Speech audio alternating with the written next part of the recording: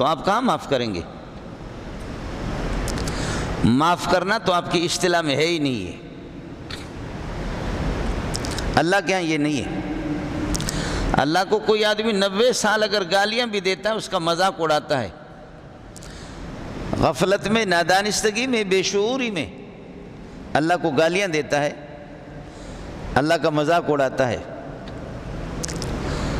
لیکن اب دماغ ٹھکانے پہ آ گیا کہ جی مجھ سے غلطی ہو گئی ہے، اور وہ سچی توبہ کر لیتا ہے، دل کی گہرائی سے اپنی ندامت کا اظہار کرتا ہے، 2 آنسو بہاتا ہے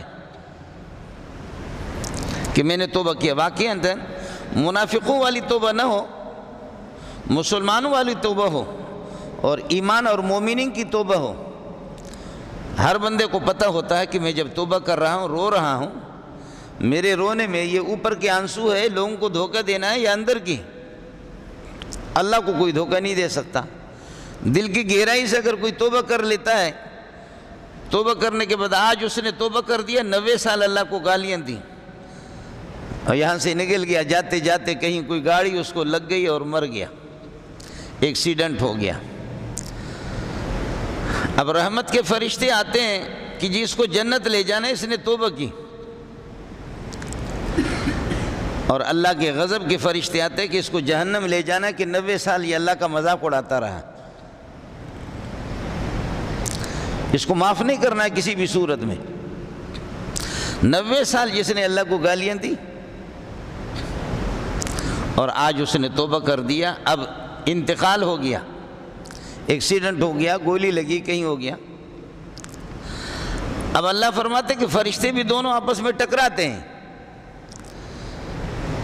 کچھ فرشتے کہتے ہیں غصے والے کی جہنم والے جہنم لے جائیں گے اس کو، اور جنت والے فرشتے کہیں گے جنت لے جائیں گے۔ اللہ فرماتے کہ میرے دونوں صفات بھی آپس میں ٹکراتے ہیں۔ میرا غضب عزیز ذو انتقام، میں طاقتور ہوں اور انتقام لینے والا ہوں، گرفت کرنے والا ہوں۔ اس کا تقاضا یہ ہے کہ جہنم میں 90 سال اس نے میرا مذاق اڑایا ہے، اور بسم اللہ الرحمن الرحیم، رحمان بھی ہوں اور رحیم بھی ہوں۔ رحمت کا تقاضا یہ کہ نہیں اس کو معاف کر دو، غصے کا تقاضا یہ کہ جہنم میں بھیج دو، رحمت کا تقاضا جنت میں بھیج دو۔ تو حدیث میں ہے ان رحمتی قد سبقت غضبی، میری رحمت میرے غصے پر غالب آ جاتی ہے، یہ جنت چلا جاتا ہے۔ یہ چیز اللہ بلوچ کو کہاں نصیب کرے، پٹھان کو کہاں نصیب کرے؟ وہ اپنی پٹھانیت اور بلوچیت نافذ کرے گا، اس کی اصطلاح میں معافی نہیں ہے، اس کی اصطلاح میں رحمت نہیں ہے۔ حدیث میں آتا ہے کہ تخلقوا باخلاق اللہ، جو اللہ کی صفات ہے، اللہ کیسے مجرموں کو معاف کرتا ہے، تم بھی معاف کرنا سیکھو۔ اللہ کس طرح مجرموں کو معاف کرتا ہے، اب معاف کرنا سیکھ تو لو۔ اللہ کی فیاضیت کتنی ہے، سخاوت کتنی ہے۔ ہاتھ اپنا خالی نہ چھوڑو، جو کچھ آپ سے بن پاتا ہے وہ تو کر لو۔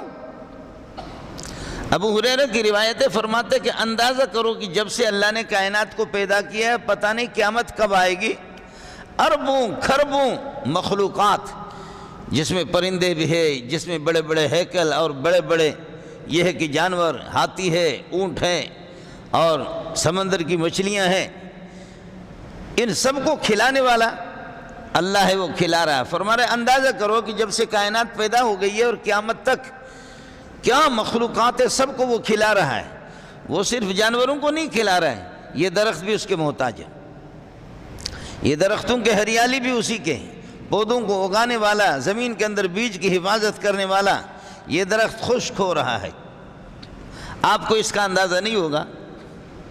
ہم لوگ پہاڑوں میں رہتے ہیں تو اب تو شاید کچھ آسانی ہو گئی، بکریاں چراتے چراتے کبھی ایسی پیاس لگ جاتی، توبہ توبہ، اللہ کی پناہ، پانی تو ہے ہی نہیں بلوچستان میں۔ ایک درخت ہے ندی کے اندر، وہ درخت بالکل کھل رہا ہے، اس کی ہریالی کو دیکھ دیکھ کر کے ربا شاید جائیں گے وہاں پر۔ ندی کے اندر یہ ہے کہ کچھ نیچے زمین ہو، زمین کو پھر کھود کھود کر کے پھر اس سے کبھی پانی نکل جاتا، بارشیں جب ہو، درخت کی ہریالی کو دیکھتے کہ نیچے شاید کچھ ہوگا، جا کر کے میرا رب جانتا ہے کہ میں خود بھی میرے دل سے نکلتا تھا، اللہ اس کو کہاں سے پانی ملتا اور ہم کیسے پیاسے۔ جی ہاں،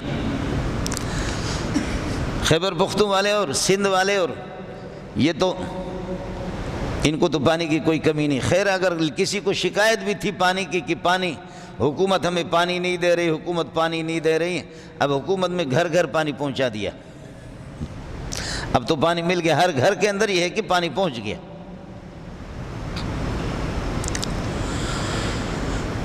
ہم لوگ افسوس کرتے تھے کہ یا اللہ اس کو اس طریقہ پر یہ ہے کہ پانی مل رہا ہے اور ہمیں پانی نہیں مل رہا۔ اور ایک چھوٹا سا چشمہ ہے جس پر شکاری بدماش اور وہ سخت دل جا کر کے قریب میں مورچہ بناتا ہے، اور تقریباً 20-30 کلومیٹر نہیں 50-60 کلومیٹر کے فاصلے پر دائیں بائیں پانی ہے نہیں ہے۔ جھاڑیوں کے اندر اپنی جان بچانے والے ہرن، کہیں بھی پانی نہیں ہے، وہ ہرنوں کا گلہ آ جاتا ہے، ان کا گروپ آ جاتا ہے، ان کی جماعت آ جاتی ہے، پورا ریوڑ آ جاتا ہے، 10-12 ہے 20 ہے، آ کر کے ایسے ایسے ایسے دیکھتے ہیں کہ پانی یہ پانی ہے، ایک ہی چشمہ ہے پہاڑوں میں، اور ادھر وہ ظالم مورچے میں دیکھ رہا ہے کہ وہ سنبھال رہا ہے اپنے بندوق کو کہ جیسے یہ پانی پیے گا تو پانی کے دوران گولیاں برسائیں گے، ان کو بھی اپنی جان بچانی ہے۔ ایسے دور دور دیکھ رہا کہ اس مورچے میں بھی کوئی بندہ ہے، اس میں بھی بندہ ہے، تو وہ ہرن وہاں سے واپس ہوتے، وہ ہرن واپس ہوتے، لیکن کب؟ 24 گھنٹے میں ایک مرتبہ ہم لوگ بکریوں کو پانی پلاتے ہیں، 24 گھنٹے میں ایک مرتبہ۔ یہ جنگل کے جانور 24 گھنٹے میں، اونٹ ایک ہفتے تک گزارا کر سکتا ہے بغیر پانی کے، لیکن باقی جانور نہیں کر سکتے۔ اونٹ ایک ہفتے تک کر سکتا ہے، ایک دن پانی پلاؤ، اگر ہفتے تک اس کو پانی نہ ملے تب بھی وہ گزارا کرے گا، کھانے کو نہ ملے تب بھی وہ گزارا کرے گا، لیکن باقی جاندار وہ نہیں کر سکتے، کوئی بھی حیوان وہ گزارا نہیں کر سکتا۔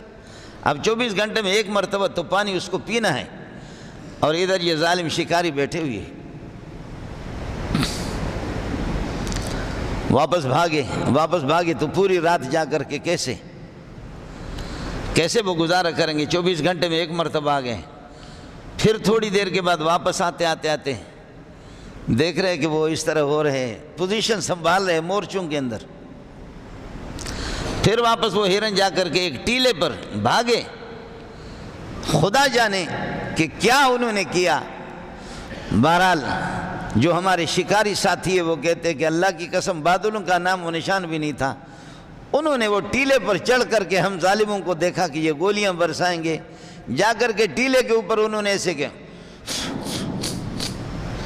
ایسے کر کے آسمان کی طرف دیکھتے رہے، پھف پھف کرتے رہے، کہنے لگے آدھا گھنٹہ پون گھنٹہ نہیں ہوا کہ بادلیں آ گئی اور بارش ہو گئی۔ یہ مولوی صاحب کا رب نہیں ہے صرف، یہ شیخ الحدیث اور پیر طریقت کا بھی نہیں ہے، یہ درختوں کا بھی رب ہے، یہ حیوانوں کا بھی رب ہے۔